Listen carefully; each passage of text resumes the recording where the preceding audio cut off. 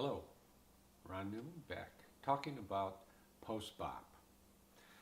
Post-bop has some issues. It's one of those areas that teachers kind of wrestle with because, as I stated in the readings, this is a really important time. There are innovations here that really separate it from the bebop period, and we can now actually time. We can place things in time. If I hear chordal harmonies, modal tunes, I know they have to take place after 1959.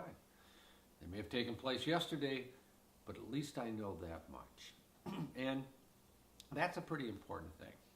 One of the issues, though, with post-bop music, as much as it is with, I think even more so than with other types of jazz, is that for non-musicians, the changes are rather subtle, with the possible exception of the drummer and the use of the drums, and maybe the very, very free bass players. But with the other aspects of this, if we say, do you really hear the difference between tertial and chordal harmonies? I'm going to demonstrate those later, but I understand that you may not perceive these things the way the jazz musician does. I don't want you to be overly worried about that. I do want you to understand, though, that these things took place and they're very important and what their definitions are. And this lecture is about the modal tune. Looks like model in some ways, or even modal. We generally call it modal from the word mode, and based on a single scale or a chord. And the scale that people love to work with is the minor scale. If you're looking at a keyboard and you start on D and you just go D to D,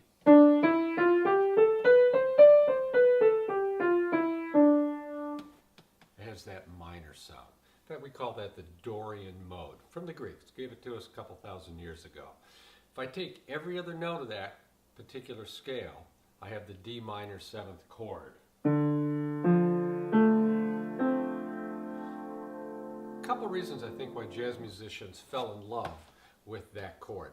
One is that a little darker sound with minor gives you a little bit more opportunity to have a little more personality with it. And the other thing is that all the notes work. D Dorian, they all sound great.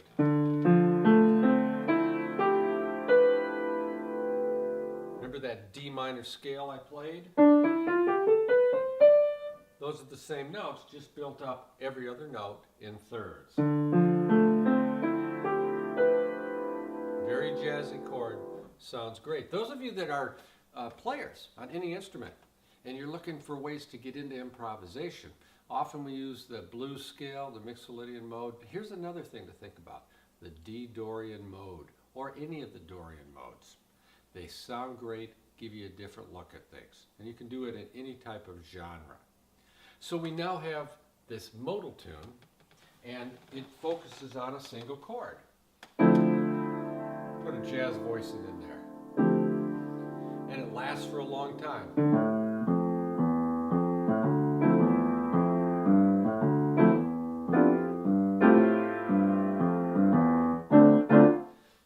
So it goes on, according to the forms. And generally 8 bars, and then we have a bridge. In the tune So What, he takes it up a half a step when Miles wrote it. The reason he did that is because it has the most different notes. It's the most distinct sound. We have the most different notes between the two scales. And this is why I say you may be able to perceive it.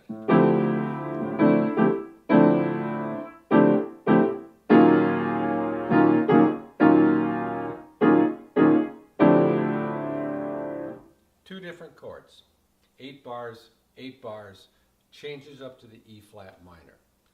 Not too many modal tunes because it's about how everybody does it, all right? A few different ones, but not many. Now, another thing about this is that when I first started hearing modal tunes, they were confusing to me because I heard all types of different chords. Piano players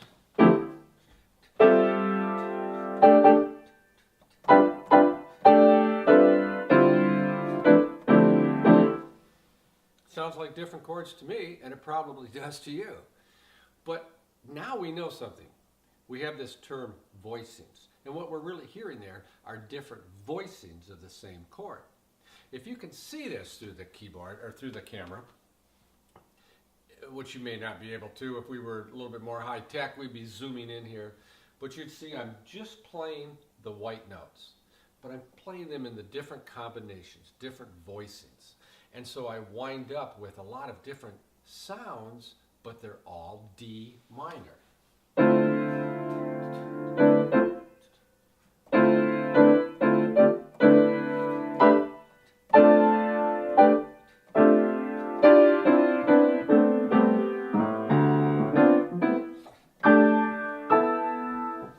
This is one reason why Dorian mode modal tunes don't sound boring, because the keyboard player winds up with a lot of ways of playing it. Now the soloist, I think, actually has a more difficult job, because you stick primarily to those notes in the scale.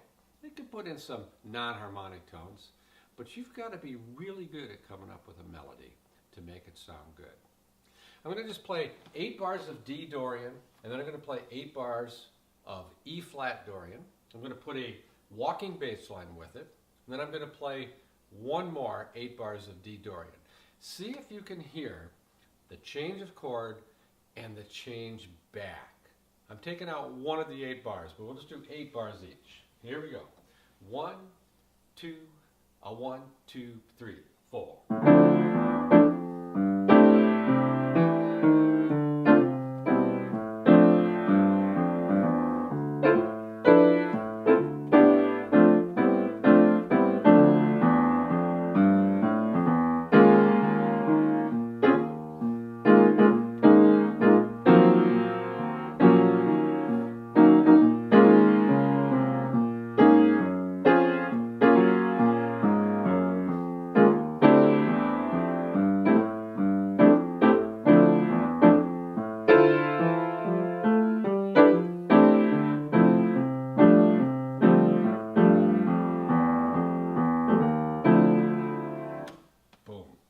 A modal tune. Everything just fits within one chord there. Probably thinking that modal tunes are maybe the easiest way to get started in jazz, and you're absolutely right. If you take a beginning class, we always start with a modal tune. You can't learn 3 chords until you learn 2. You can't learn 2 unless you learn 1. We start often with a D minor Dorian, and we get people comfortable with the process of just making things up within that very limited structure. Dorian modes, modal tunes, they are easy. But there's a couple problems with them. And if you think for a second, you go, yeah, in a face-to-face class, we'd be talking about this. What are the issues with this? Well, there's 2, and both of them are big. The first one is this: when you only have 2 chords, it's really easy to get lost. A lot of jazz musicians hear the chords, and so when the chords change, they know where they're going to. They hear the progressions. That's their roadmap. It's like you're going, down the street and you're watching street signs, and you go, "Yeah, I know right where I am. There's no problem there." But when you only have 1 chord, and then it changes, and you're a beginner, and even a medium level player, and it's not going to change again for a while, it's easy to get lost in the form. The easiest thing to get lost in the form. I tell you, I hear so many beginning players, they just get lost. They hear the chord change, they come back, they don't know where to finish their solo. The director comes out, kind of puts somebody else there. They direct them in.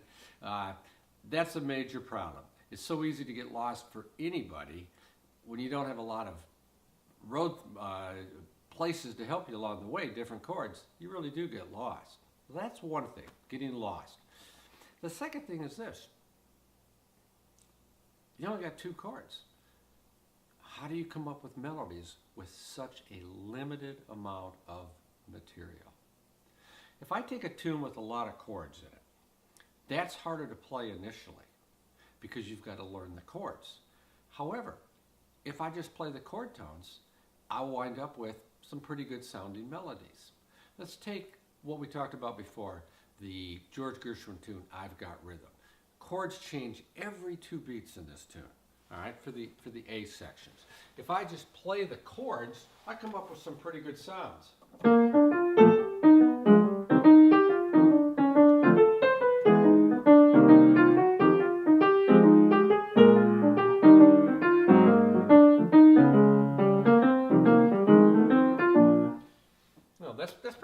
complicated.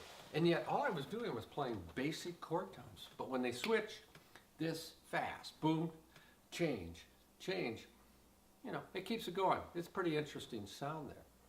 But when it doesn't change at all, how do you come up with good melodies?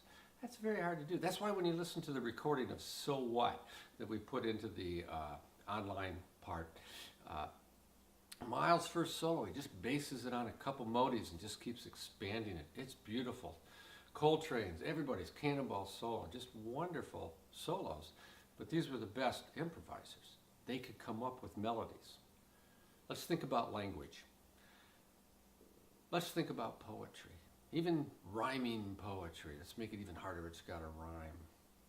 You want to come up with something that moves people and it says something to them. But you can only have 60 words. 60 words, that's it. Can't do anything more, that's what you got to deal with. That would be pretty hard to do if you think about it. You should go home and try it. You can even get started and change words, but in the end, you can only use 60 words. Has that ever been done before? Well, as a matter of fact, it has, and it's been done extremely successfully by a gentleman named Ted Giesel. And I think that's how you pronounce it. Could be Geisel. Does anybody know who Ted Geisel is? You're in your home, you're waving, you're going, I know, I know. Hopefully you're in your home alone doing that. If you're doing your online classes in a library or somewhere else, they may think you're a bit crazy. Ted Geisel, I know. Who is that gentleman? That, of course, is Dr. Seuss. And Dr. Seuss was given the assignment of coming up with a children's book with very limited vocabulary. They even let him make up words, but there had to be a very, very limited vocabulary. And I do think the number 60 sticks in my mind. I should have looked that up, and I apologize. But I think his first books, The Cat in the Hat, and The Cat in the Hat Comes Back, I don't think there's more than 60, approximately, different words in it. The Cat in the Hat, that is literature's modal tunes. And what a great book. If you haven't read it in a while, go back and read The Cat in the Hat. And believe it or not, in my opinion, The Cat in the Hat, Miles Davis solo on So What, doesn't get much better than that.